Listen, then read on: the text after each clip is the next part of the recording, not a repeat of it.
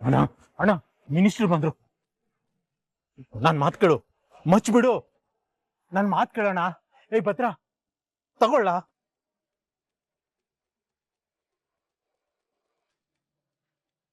ಮರ್ಜಬಾದಿ ಕಳೆದು ಅವಮಾನ ಮಾಡಿ ನಮಗ್ ನೋವು ಕೊಟ್ಟಿದ್ ಸಾಲದು ಅಂತ ಈಗ ನಮ್ಮ ಅಟ್ಟಿ ಮೇಲೆ ದ್ವೇಷ ಸಹ ತಗೊಂಡಿದ್ಯಾ?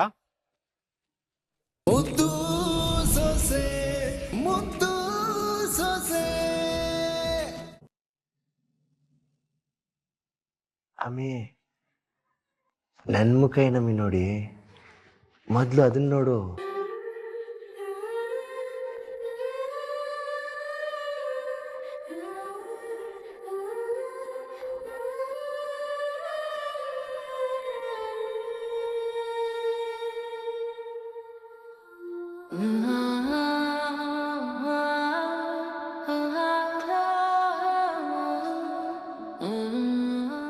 ಇದೇನಿದು ತಿರ್ಗಾ ಪುಸ್ತಕಗಳನ್ನ ತಂದಿದ್ದೀರಾ? ಇದೇನಮ್ಮಿ, ಅದನ್ನ ನೋಡ್ದಲೆ ಅದ್ರೊಳಗೆ ಪುಸ್ತಕ ಇದೆ ಅಂತ ಹೆಂಗಮ್ಮಿ ಕಂಡು ಹಿಡಿದ್ಬಿಟ್ಟೆ? ಇದ್ನ ಇಟ್ಕೊಂಡ್ರೇನೆ ಗೊತ್ತಾಗಕ್ಕಿಲ್ವೇ ಇದು ಪುಸ್ತಕ ಅಂತ? ನಮ್ಮ ಅಪ್ಪನ ಅಳಿಮಯ್ಯ. ಅದು ದಿಟಾನೇ ಅಲ್ವೇ? ಅಲ್ಲ, ನೀವು ತಂದ್ಕೊಟ್ಟಿರೋ ಅಡಿಗೆ ಪುಸ್ತಕಗಳಲ್ಲಿ ಇನ್ನು 2 ಪುಸ್ತಕ ಓದೇ ಇಲ್ಲ, ತಿರ್ಗಾ ಇನ್ನು ಈಟೊಂದ್ ತಂದ್ಕೊಟ್ಟಿದ್ದೀರಾ. ಏ ಅಮ್ಮಿ, ಇವು ಅಡ್ಗೆ ಪುಸ್ತಕ ಅಲ್ಕಣಂತೆ, ತೆಗೆದ್ ನೋಡು. ಬೇರೆ ಯಾವ ಪುಸ್ತಕ ತಂದಿದ್ದೀರಾ? ಏಟ್ ಮಾತಾಡ್ತೀಯ, ತೆಗೆದ್ ನೋಡಮ್ಮಿ. ಹಾ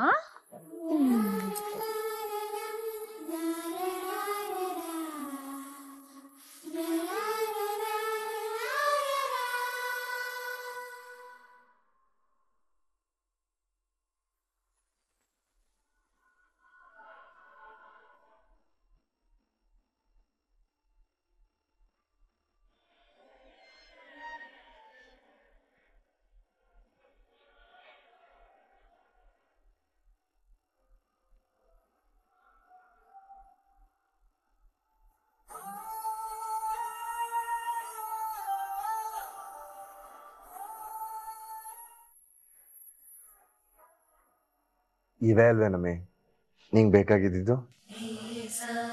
ನಿನ್ನ ಆಸೆ ಕನಸು ಇವನ್ನೆಲ್ಲ ನೆರವೇರಿಸ್ಬೇಕು ಅಂತಂದ್ರೆ ಅದಕ್ಕೆ ಅಡಿಪಾಯನೇ ಈ ಪುಸ್ತಕಗಳಲ್ವೇ?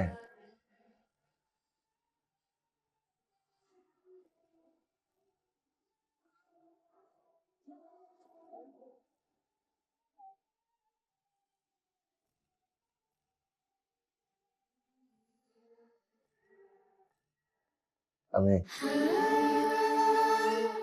ಡಾಕ್ಟರ್ ಆಗ್ಬೇಕು ಅನ್ನೋದು ನಿನ್ನ ಆಸೆ ಕನಸು ಗುರಿ ಅಲ್ವಾ? ಎಲ್ಲ ಹೆಂಗಸರುವೆ ತಮ್ಮ ಗಂಡಸ್ರ ಹತ್ರ ಸೀರೆ ಕೊಡ್ಸು, ಒಡವೆ ಕೊಡ್ಸು, ಬಂಗ್ಲೆ ಮಾಡು, ಅದನ್ನ ಮಾಡು, ಇದನ್ನ ಮಾಡು ಅಂತ ಹೇಳ್ತಾ ಇದ್ರೆ, ನೀನ್ ಮಾತ್ರ ನನ್ನ ಆಸೆ ಈಡೇರಿಸ್ಕೊಳ್ಳೋದಕ್ಕೆ ಒತ್ತಾಸೆಯಾಗಿ ನಿಂತ್ಕೊಂಡಿರ ಅಂತ ಕೇಳಿದೆ. ನಂಗೆ ಓದಕ್ಕೆ ಸಹಾಯ ಮಾಡಿರ ಅಂತ ಕೇಳಿದೆ. 8 ದಿನ ಎಲ್ಲಾರು ನಿನ್ನನ್ನು ಸ್ಯಾನೆ ಬುದ್ಧಿವಂತೆ ಅಂದಾಗ ನನಗೆ ಖುಷಿಯಾಗದು. ಆದ್ರೆ ನೀನೇ ಒಂದು ಜೀವ ಉಳಿಸಿದಾಗ ನಿನ್ನ ಸಾಮರ್ಥ್ಯ ಏನು ಅನ್ನೋದು ನಂಗೆ ಸ್ಯಾನೆ ಚೆನ್ನಾಗಿ ಅರ್ಥ ಆಯ್ತು. ಅದಕ್ಕೆ ನಿನ್ ಗುರಿ ಸಾಧಿಸೋದಕ್ಕೆ ಒತ್ತಾಸೆಯಾಗಿ ನಿಂತು ನಿನ್ನ ಆಸೆ ನೆರವೇರಿಸ್ಬೇಕು ಅಂತ ತೀರ್ಮಾನ ಮಾಡಿ ಈ ಪುಸ್ತಕ ತಂದೀನಿ.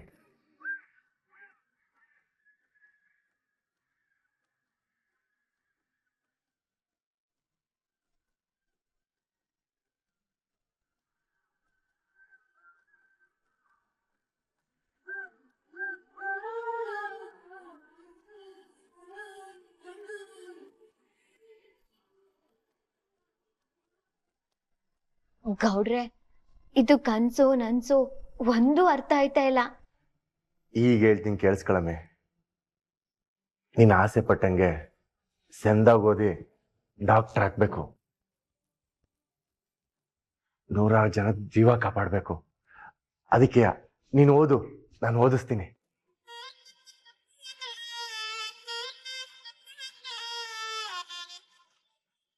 ಅರೆ ಇದ್ಯಾಕಮ್ಮೆ ಖುಷಿ ಪಡೋ ವಿಚಾರಕ್ಕೆ ಕಣ್ಣೀರಾಗ್ತಿದೆ?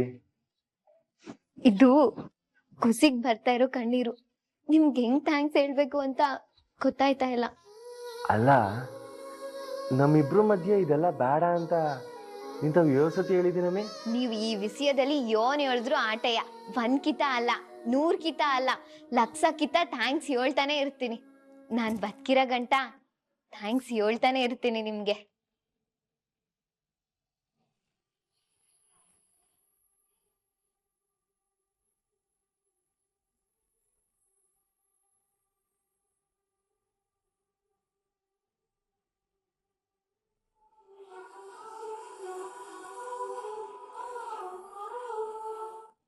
ಮಾಡಿದ್ದೆಲ್ಲವ ಮಾಡಿ ಈಗ ಅಪ್ಪಯ್ಯ ಅಂತ ಬಂದಿದ್ಯಾ ನಿನ್ನ?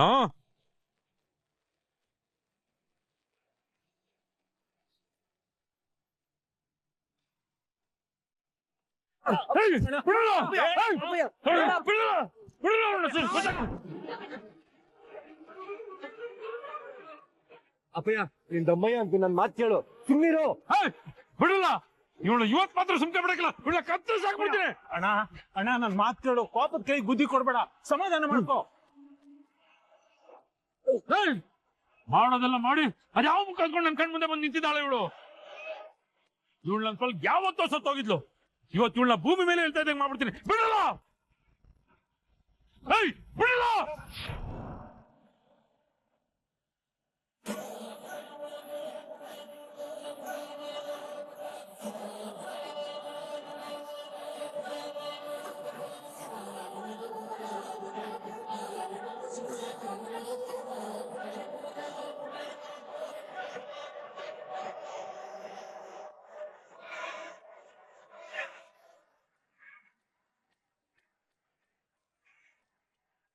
ಅಣ್ಣ ಅಣ್ಣ ಮಿನಿಸ್ಟರ್ ಬಂದ್ರು, ನನ್ ಮಾತ್ ಕೇಳು, ಮಚ್ಬಿಡು, ನನ್ ಮಾತ್ ಕೇಳೋಣ. ಭದ್ರ ತಗೊಳ್ಳ.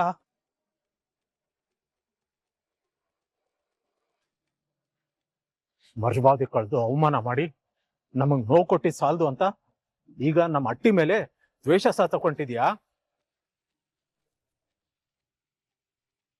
ಹೋಗು ಇಲ್ಲಿಂದ, ಸುಮ್ನೆ ನಮ್ಮನ್ನ ಕೆಟ್ಟವ್ರನಾಗ ಮಾಡ್ಬೇಡ. ಇಲ್ಲ ಅಂದ್ರೆ ಅಣ್ಣ ಮಾಡ್ಬೇಕು ಅಂದಿದ್ ಕೆಲ್ಸನ ನಾ ಮಾಡ್ಬೇಕಾಯ್ತದೆ. ಹೊಂಟೋಗು.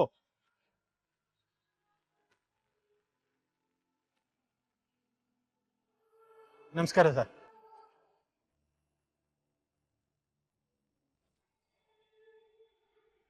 ನೋಡ್ರೆ ದೇವಸ್ಥಾನಕ್ಕೆ ಬಂದಿದ್ದೀರಾ?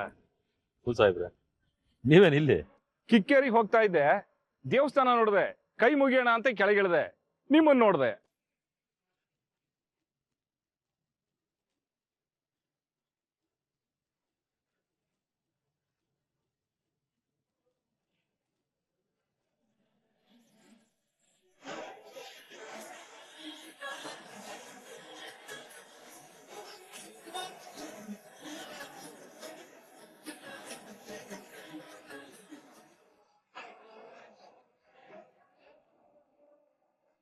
ಹೋಗ್ ಕೊಟ್ಟಿ ಸಾಲದು ಅಂತ ಈಗ ನಮ್ಮ ಅಟ್ಟಿ ಮೇಲೆ ದ್ವೇಷ ತಗೊಂಡಿದ್ಯಾ?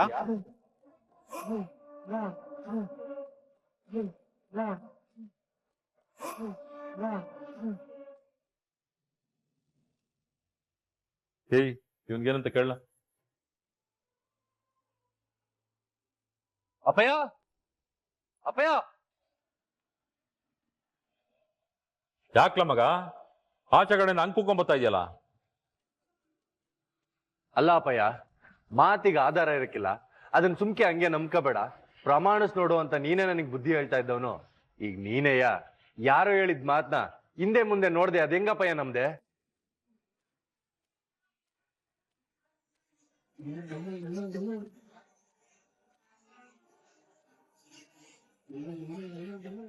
ಭದ್ರಾ ಏನ್ ಹೇಳ್ತಾ ಇದ್ಯಾ? ನಾನ್ ಯಾರ ಮಾತನ್ನ ನಮ್ದೆ? ನಂಗೊಂದು ಅರ್ಥ ಆಯ್ತಲ್ಲಕಲ್ಲ. ಯಾವನೋ ಹೇಳಿದ್ ಮಾತನ್ನ ಕೇಳಿ ಹಿಂದೆ ಮುಂದೆ ನೋಡ್ದೆ ತೆಪ್ ಮಾಡಕ್ ಹೊಂಟಿದ್ದೆಲ್ಲ ಅಪ್ಪಯ್ಯ.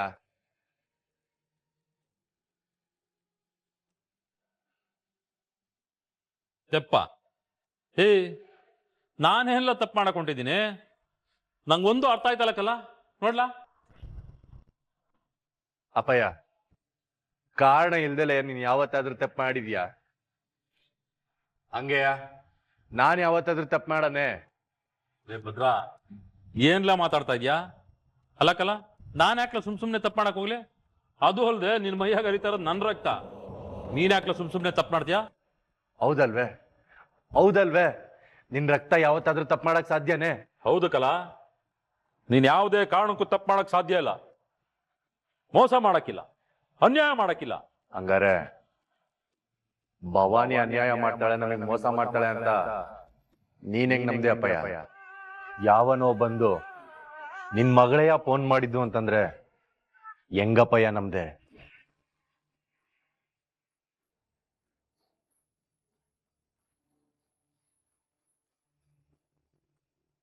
ಅವಳು ಪಿರುತಿ ಮಾಡಿ ಮದ್ವೆ ಆಗಿ ನಮ್ ಮರ್ವಾದೆ ತೆಗ್ದಿರ್ಬೋದು, ಆದ್ರೆ ಅದಕ್ ಕಾರಣ ಪಿರುತಿ ಅಪ್ಪಯ್ಯ, ನಮ್ ಮೇಲಿದ್ದ ದ್ವೇಷ ಅಲ್ಲ ಅಪ್ಪಯ್ಯ. ಅಂತವಳು ನಮ್ಮ ಮೇಲೆ ದ್ವೇಷ ಮಾಡಕ್ ಹೆಂಗಪ್ಪಯ್ಯ ಸಾಧ್ಯ?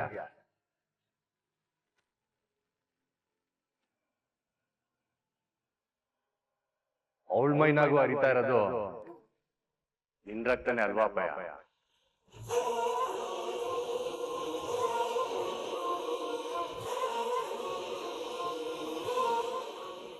ಅಂತವಳು ಈ ಅಟ್ಟಿಗೆ ನನ್ಗೆ ನಿನ್ಗೆ ಕೇಡ್ ಬಯಸ್ತಾಳೆ ಅಂತಂದ್ರೆ ಅದ್ ಹೆಂಗಪ್ಪಯ್ಯ ಒಪ್ಕೊಂಡೆ?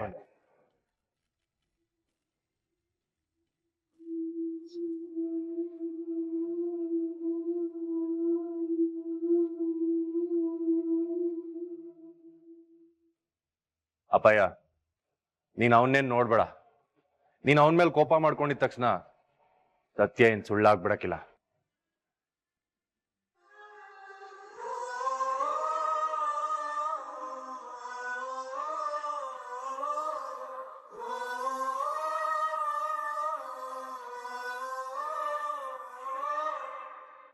ಅಪ್ಪಯ್ಯ, ಇವತ್ ನಿನ್ ಮುಂದ್ಗುಟ ನಿಂತ್ಕೊಂಡು ಈಟೆಲ್ಲ ಮಾತಾಡ್ತೀನಿ, ಅದಕ್ ಕಾರಣ ನಿನ್ ರಕ್ತ ಯಾವುದೇ ಕಾರಣಕ್ಕೂ ತೆಪ್ ಮಾಡಕ್ಕಿಲ್ಲ ಅನ್ನೋ ಆಧಾರದ ಮೇಲೆ ಅಪ್ಪಯ್ಯ.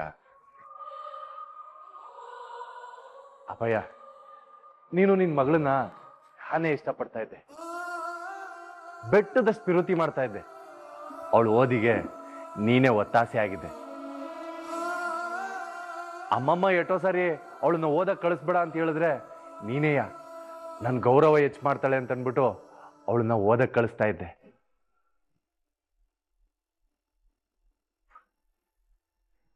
ಆದ್ರೆ ಅವಳು ಓದಕ್ಕೆ ಅಂತ ಓದೋಳು ಓಡೋಗ್ ಮದ್ವೆ ಮಾಡ್ಕೊಂಡು ನಿನ್ ಮುಂದೆ ಬಂದು ನಿಂತ್ಕೊಂಡ್ಲು. ಮನೆ ಮರ್ವಾದಿ ಕಳ್ದಿರೋನಿಗೆ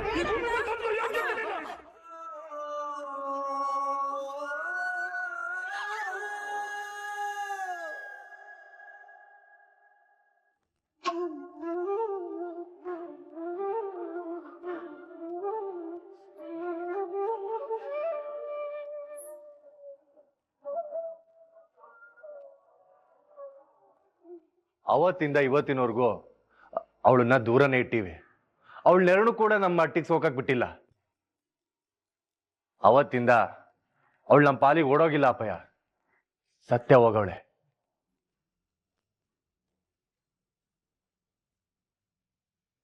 ಅಪ್ಪಯ್ಯ, ಅವಳು ನಮ್ಗೆ ಅವಮಾನ ಮಾಡಿ ಹೋಗಿದ್ರುವೆ ಅವಳು ಯಾವತ್ತೂ ನಮಗೆ ಕೆಟ್ಟದ್ ಬಯಸ್ದವಳಲ್ಲ ಅಪ್ಪಯ್ಯ. ಅವಳು ಯಾವಾಗ್ಲೇ ದೇವಸ್ಥಾನಕ್ಕೆ ಹೋದ್ರುವೆ ನಿನ್ನ ಹೆಸರು ಅರ್ಚನೆ ಮಾಡಿಸ್ತಾಳಂತೆ. ಅಟ್ಟಿಯವ್ರಿಗೆ ಯಾವಾಗ್ಲೂ ಒಳ್ಳೇದಾಗ್ಬೇಕು ಅಂತ ಬೇಡ್ಕತಾಳಂತೆ. ಹಂಗಂತ ಆ ಪೂಜಾರಪ್ಪ ಹೇಳ್ತಾ ಇದ್ದ.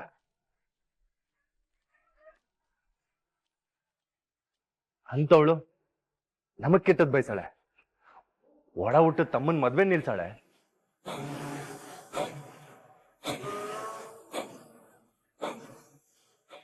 ಮಾತಾಡಪ್ಪಯ್ಯ. ಮತ್ತೆ ಯಾಕೆ ಅವನಂಗೆ ಹೇಳ್ದ? ಅವನಂಗೆ ಹೇಳಕ್ಕೆ ಒಂದ್ ಕಾರಣ ಅದೇ ಅಪ್ಪಯ್ಯ.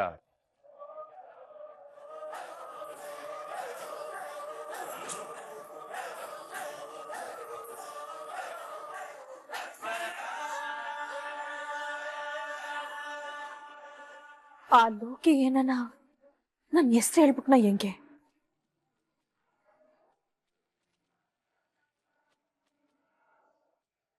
ಹೌದು ಅಪ್ಪಯ್ಯ, ನಾನು ಹೇಳ್ತಾ ಇರೋದು ದಿಟ. ಏನ್ ಕಾರಣ? ಫೋನ್ ಮಾಡ್ದವಳು ಯಾರು ಅಂತ ಹೇಳ ಅಂತ ಅವ್ನ ಹಿಂದೆ ಬಿದ್ದಿದ್ದಕ್ಕೆ ನಮಗೂ ಭವಾನಿಗೂ ಕೋಪ ಐತೆನ ತಿಳ್ಕೊಂಡು ಅವನ್ ತಪ್ಪಿಸ್ಕೊಳ್ಳೋದಕ್ಕೆ ಅವಳ ಹೆಸರು ಹೇಳವನೆ.